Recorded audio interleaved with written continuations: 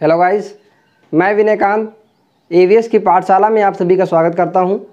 आज हम class 12th biology का नया चैप्टर यानी चैप्टर नंबर 4 जनन स्वास्थ्य यानी कि रिप्रोडक्टिव हेल्थ के बारे में बात करेंगे। यहाँ पे शब्द सही लग रहा है जनन स्वास्थ्य, यानी कि हमारे शरीर में ऐसे अंग जो जनन में भाग लेते हैं उनसे संबंधित जो भी बीमारियाँ होंगी और बीमारियों के उपचार उसको हम कैसे ठीक कर सकते हैं इस चैप्टर में बात करेंगे। जैसे कोई दंपत्ति है, उनके बच्चे नहीं हो पा रहे हैं तो ये भी तो एक प्रकार की समस्या है और इसका निदान किस प्रकार हो सकता है। अगर पुरुषों में कोई प्रॉब्लम है, उनके लैंगिक अंग में कोई समस्या है तो उसको हम कैसे ठीक कर सकते हैं इस चैप्टर में हम बात करेंगे। ठीक है, उम्मीद है कि पिछला चैप्टर यानी मानव जनन को आप लोगों ने अच्छी तरीके से समझ लिया है। अब हम जो चैप्टर 4 है जनन स्वास्थ्य, इसके बारे में बात करेंगे। तो चलिए स्टार्ट करते हैं। इसमें सबसे पहले हम देखते हैं जो मानव के लैंगिक अंग होते हैं उनमें कौन कौन सी बीमारियां होती हैं, यानी कि यौन संचारित रोग के बारे में हम सबसे पहले बात करेंगे।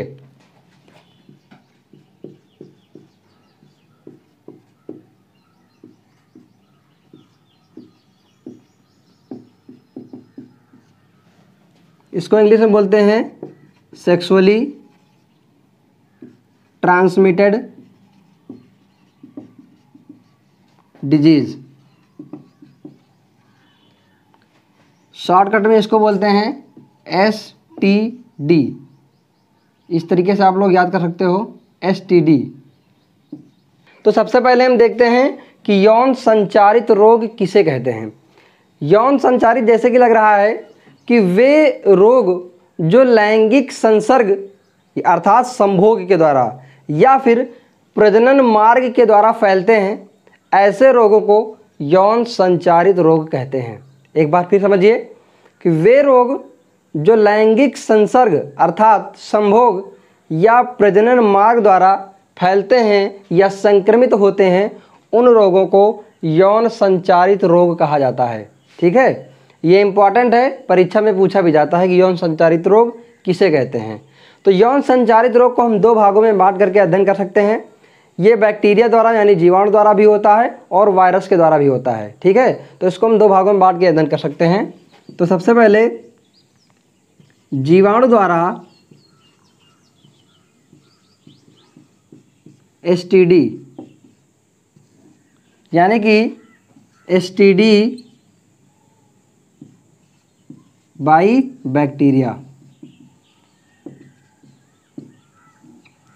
इसमें हम ये पढ़ेंगे वे रोग, वे यौन संचारित रोग जो जीवाणुओं के द्वारा होते हैं। ठीक है, तो सबसे पहला इसमें आता है नंबर 1 उपदंश। उपदंश को इंग्लिश में बोलते हैं सिफिलिस।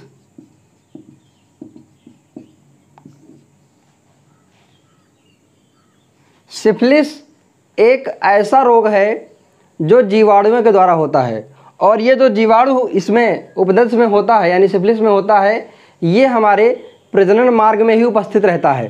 ठीक है, तो सबसे पहले हम देख लेते हैं कि जो सिफिलिस रोग फैलाता है उस जीवाणु का नाम क्या है, यानी कि कारक। अब कारक का मतलब यहाँ पे कह सकते हो पैथोजन, यानी कि किसके द्वारा ये होता है, कौन से जीवाणुओं के द्वारा ये होता है। तो इसका नाम है ट्रेपोनीमा पैलिडम।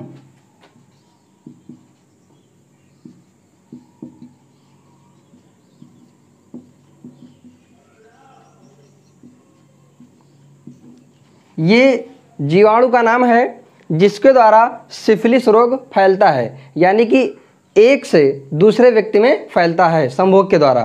ठीक है, अब इसके लक्षण देख लेते हैं। अब इसके लक्षण में सबसे पहला लक्षण यह है कि संक्रमित स्थान पर एक बैंगनी रंग का वृत्ताकार घाव बन जाता है।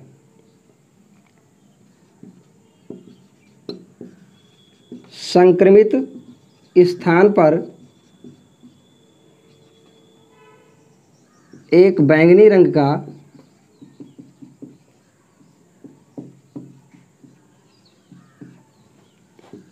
वृत्ताकार घाव बन जाता है और यह घाव 2 से 6 सप्ताह में ठीक हो जाता है।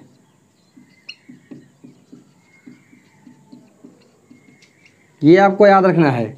यानी कि सिफिलिस रोग का लक्षण यह है कि संक्रमित स्थान पर एक बैंगनी रंग का वृत्ताकार यानी गोल घाव बन जाता है और ये जो घाव बन गया है ये 2 से 6 सप्ताह में ठीक हो जाता है। परंतु कुछ सप्ताह में क्या होता है, ज्वर हो जाता है। कुछ सप्ताह बाद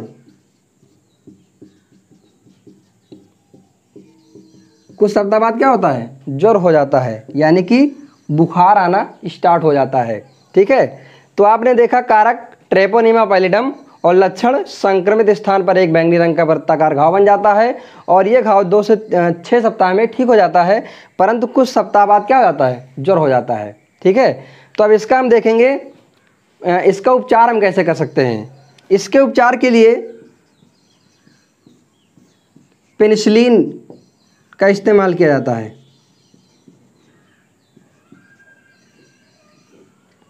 पेनिसिलिन का इस्तेमाल करके हम इस सिफिलिस को दूर कर सकते हैं। उसके अलावा टेट्रासाइक्लिन भी है।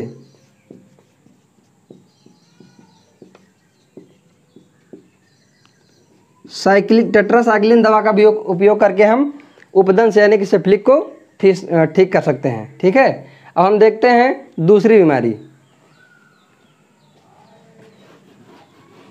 इसमें सबसे ज़्यादा कारक ही पूछा जाता है परीक्षाओं में, लक्षण बहुत कम पूछे जाते हैं। पूछा जाता है कि उपदंश यानी सिफिलिस रोग का कारक का नाम बताइए।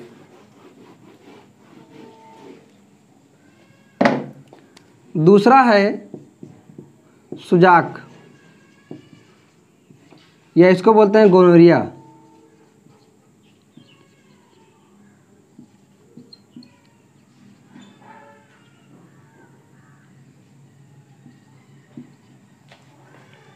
गोनोरिया ये भी जीवाणु जनित रोग है और इस ये जो सुजाक रोग है इसका जो कारक होता है यानी कि पैथोजन जो इस रोग को फैलाता है संभोग के द्वारा एक पुरुष से स्त्री में या स्त्री से पुरुष में, इसका जो कारक है उसका नाम है नाइसीरिया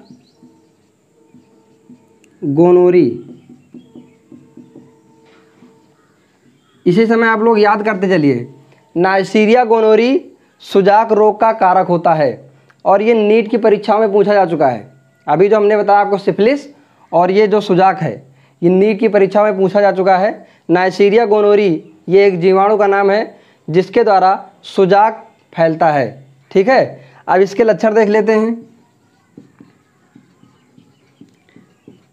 अब सुजाक के लक्षण का मतलब ऐसे कौन से प्रतीक होंगे जिनसे हमें मालूम पड़ेगा कि इसके अंदर यानी किसी व्यक्ति के अंदर सुजाक रोग हो गया है।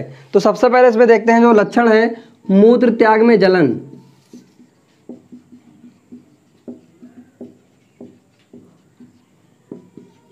मूत्र त्याग में जलन होता है। उसके अलावा दूसरा लक्षण है वृषण में दर्द। ये 2 हैं। तो देखिए यहाँ पर जो सुजाक है इसे गोनोरिया बोलते हैं और इसके कारक का नाम है नाइसीरिया गोनोरी। और इसका जो लक्षण है कैसे पता चलेगा, तो मूत्र त्याग में जलन होती है। उसके अलावा वृषण में पुरुषों में वृषण में दर्द होता है। अब इसके उपचार की बात करते हैं। तो इसके उपचार के लिए पेनिसिलिन का इस्तेमाल करते हैं। ठीक है, तो ये हो गए जीवाणु के द्वारा स्टडी यानी कि सेक्सुअली ट्रांसमिटेड बाय बैक्टीरिया। तो 2 रोग हमने बताया, इसके अलावा और भी हैं, वो ज़्यादा इंपॉर्टेंट नहीं है। जो ज़्यादा इंपॉर्टेंट है उसको हम बता रहे हैं, बाकी आप अपनी बुक से पढ़ लीजिएगा। ठीक है, तो एक बताया उपदंश यानी सिफिलिस और दूसरा बताया सुजाक। अब हम देखेंगे विषाणु के द्वारा होने वाले रोग।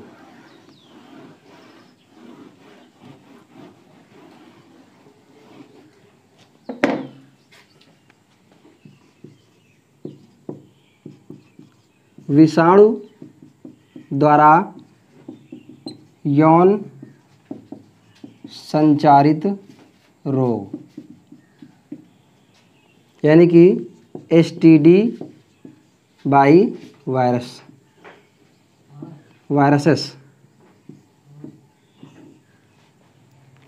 यानी कि ऐसे वायरस जो यौन संचारित रोग फैलाते हैं। तो इसमें सबसे पहला आता है HIV, ads,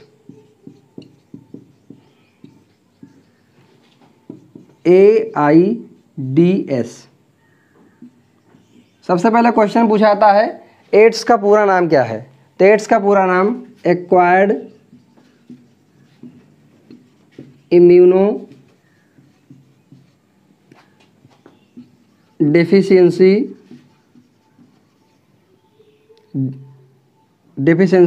disease, acquired immuno deficiency syndrome,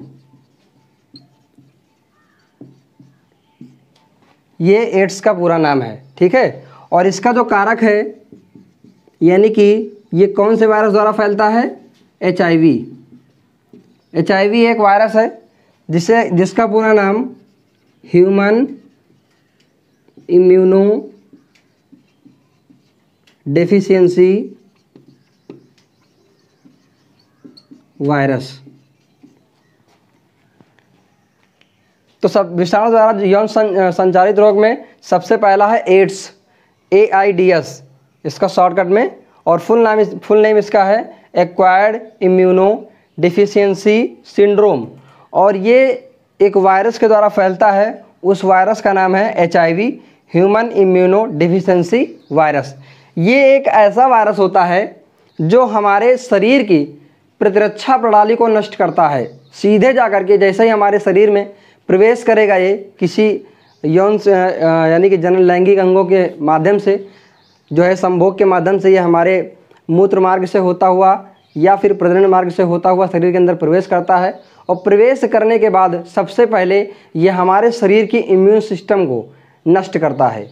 immune system का कहने का मतलब ये है कि एक हमारे शरीर में एक ऐसा तंत्र होता है जहाँ पर बहुत सारी, जैसे बैक्टीरिया ने हमारी बॉडी पर अटैक किया, वायरस ने हमारी बॉडी पर अटैक किया, तो उनके खिलाफ ये बनाते हैं एंटीजेंस, और एंटीजेंस क्या करते हैं, उनको किल कर देते हैं। ठीक है, तो उसे बोलते हैं प्रतिरक्षा प्रणाली, प्रतिरक्षा तंत्र। तो ये क्या करता है, सबसे पहले उन्हीं को किल करता है। तो हमारे शरीर में लिम्फोसाइट्स होती हैं, वाइट ब्लड कार्पसेल्स होती हैं, उनमें लिम्फोसाइट्स होती हैं दो प्रकार की, एक होता है बी लिम्फोसाइट और एक होता है टी लिम्फोसाइट। तो बी लिम्फोसाइट का कार्य होता है एंटीजन का निर्माण करना, ठीक है, और टी लिम्फोसाइट का कार्य होता है उसकी सूचना देना कि कौन सा वायरस हमारे शरीर के अंदर प्रवेश कर चुका है।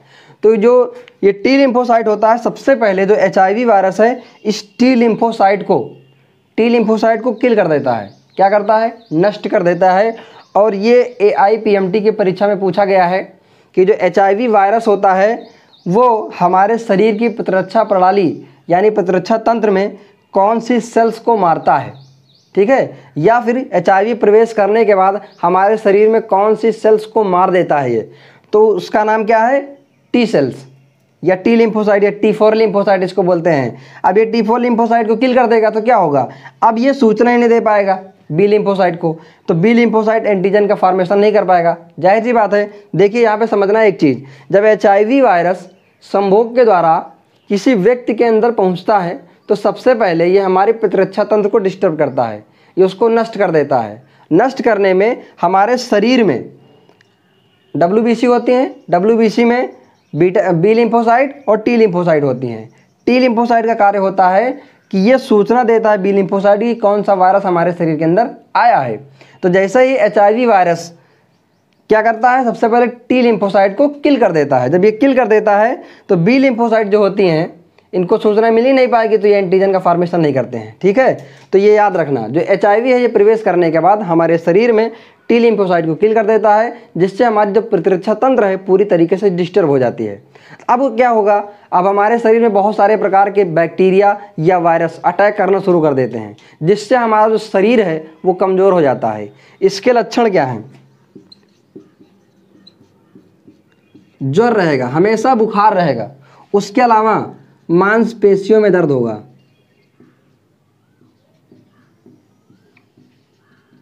मांसपेशियों में क्या होगा, दर्द होगा। अब ज्वर होगा, मांसपेशियों में दर्द होगा, यह तुरंत कुछ दिन बाद के लक्षण हैं, परंतु इसको फैलने में पूरे शरीर में प्रतिरक्षा प्रणाली नष्ट करने में काफ़ी टाइम लग जाता है। ठीक है, तो ये इसके जो लक्षण हैं वो कई दिन बाद, कई सालों के बाद दिखते हैं। अब ये लक्षण किस प्रकार के होंगे, बहुत सारे जब बैक्टीरिया वायरस हमारे शरीर के ऊपर हावी हो जाएंगे तो ये क्या करता है, हमारे शरीर में, हमारे चेहरे पर दाने निकल आते हैं। ये इसके लक्षण हैं, दाने निकल आएंगे, हमारे शरीर का प्रतिरक्षा बिल्कुल नष्ट हो जाएगा, बिल्कुल ख़त्म हो जाएगा, किसी बीमारी से लड़ नहीं पाएगा और हमारा शरीर अनेक बीमारियों से ग्रसित हो जाएगा। अगर इसकी उपचार की बात करें तो इसका कोई उपचार नहीं है।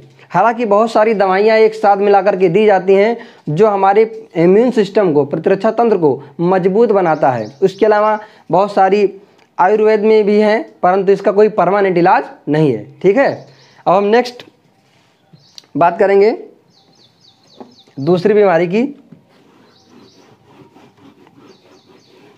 दूसरा है हेपेटाइटिस। हेपेटाइटिस हेपेटाइटिस ये विषाणु द्वारा संचारित एक रोग होता है जो विषाणु के द्वारा एक व्यक्ति से दूसरे व्यक्ति में संभोग के द्वारा फैलता है, और इसमें जो सबसे इम्पॉर्टेंट है वो है हेपेटाइटिस बी। बाकी हेपेटाइटिस की 3 बीमारियाँ होती हैं, हेपेटाइटिस ए, हेपेटाइटिस बी और हेपेटाइटिस सी, 3 होती हैं, परंतु जो सबसे ज़्यादा इम्पॉर्टेंट है वो है हेपेटाइटिस बी। हेपेटाइटिस बी का कारक, यानी कि जिसके द्वारा ये फैलता है एक व्यक्ति से दूसरे व्यक्ति में, उस कारक का नाम है HBV। HBV hepatitis B virus. Hepatitis B virus, ये HBV का पूरा नाम है जिसके द्वारा हेपेटाइटिस फैलता है। अब इसके लक्षण देख लेते हैं। सबसे पहला लक्षण है पेट दर्द। जब हेपेटाइटिस हो जाता है तो क्या होता है, पेट दर्द होता है, जी मचलता है,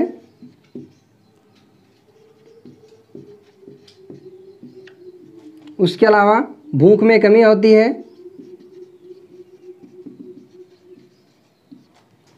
लीवर सिरोसिस भी होता है। तो ये है हेपेटाइटिस बी के लक्षण। पेट दर्द होगा, जी मचलेगा, भूख में कमी आएगी और लीवर सिरोसिस तक की संभावना हो जाती है। लीवर सिरोसिस क्या होता है, लीवर की जो बीमारी होती है उसकी 3 स्टेज होती हैं। ठीक है, तो उनमें से लीवर सिरोसिस सबसे लास्ट स्टेज है, सबसे आखिरी वाली। और ये जो होता है लीवर सिरोसिस, लीवर सिरोसिस में क्या होता है, लीवर पूरी तरीके से डैमेज हो चुका होता है, इसकी जो सेल्स होती हैं पूरी तरीके से नष्ट हो चुकी होती हैं और ये हमारे शरीर के भोजन को पचाने में हेल्प नहीं कर पाता है, जिसके कारण हमारा शरीर जो है बिल्कुल कमज़ोर हो जाता है। ठीक है, अगर इसके हम उपचार की बात करें तो इसका कोई परमानेंट उपचार नहीं है। ठीक है, अब हम नेक्स्ट बात करेंगे तीसरी, यानी विषाणु द्वारा यौन संचारित रोग का तीसरा रोग देखते हैं।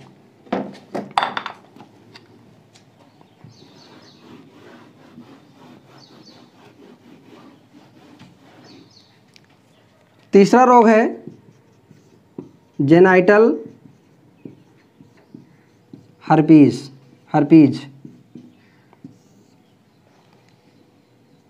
जेनाइटल हर्पीज ये एक ऐसा रोग है जो विषाणुओं के द्वारा, संभोग के द्वारा फैलता है, और जेनाइटल हर्पीज का जो कारक होता है उस वायरस का नाम है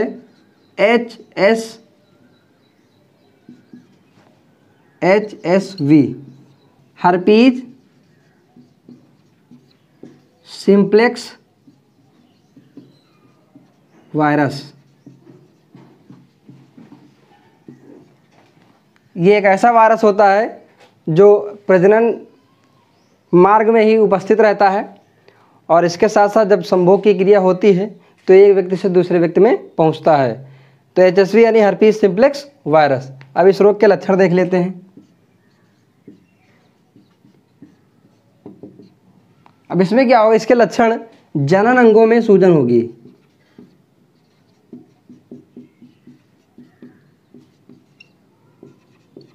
और सूजन के बाद जो घाव बनेंगे उस घाव में दर्द होगा, यानी घाव पीड़ा होगा। ठीक है, जनन अंगों में सूजन होता है, घाव में पीड़ा होती है। उसके अलावा मूत्र त्याग में जलन भी होता है।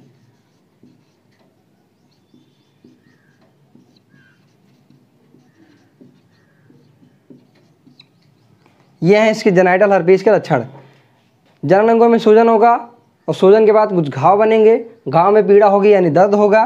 मूत्र त्याग में जलन भी होगा, जब हम मूत्र का त्याग करेंगे तो दर्द भी होगा उसमें, ठीक है, और जलन भी होगा, ठीक है। अब इसके उपचार की बात करते हैं तो इसके उपचार के लिए एसाइक्लोविर दवाई का इस्तेमाल किया जाता है, यानी कि जेनाइटल हर्पीज में एसाइक्लोविर दवा का हम इस्तेमाल कर सकते हैं, इससे हम ठीक हो सकते हैं, ठीक है। अब हम देखते हैं चौथी बीमारी, विषाणु द्वारा यौन संचारित रोग की चौथी बीमारी, जिसे बोलते हैं genital ward.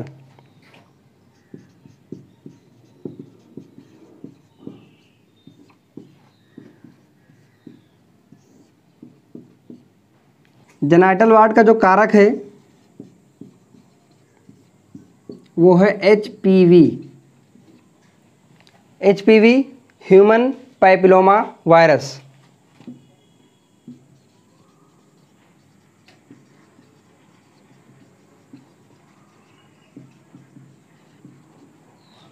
Human papilloma virus के द्वारा जेनाइटल वार्ट होता है। अब देखते हैं इसके लक्षण।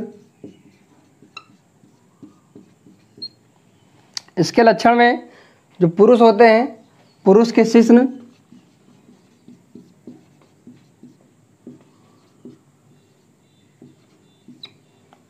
तथा स्त्रियों के लेविया, योनि तथा गर्भाशय में मस्से बन जाना। मस्से अर्थात दाने। लक्षण क्या है? पुरुष के शिश्न तथा स्त्रियों के लेविया, योनि तथा गर्भाशय में मस्से यानी दाने बन जाना, ये जो जेनाइटल वार्ट है इसके लक्षण हैं, ठीक है। अगर इसके हम उपचार की बात करें तो इसके उपचार के लिए लेजर सर्जरी कर सकते हैं या फिर अल्फा इंटरफेरॉन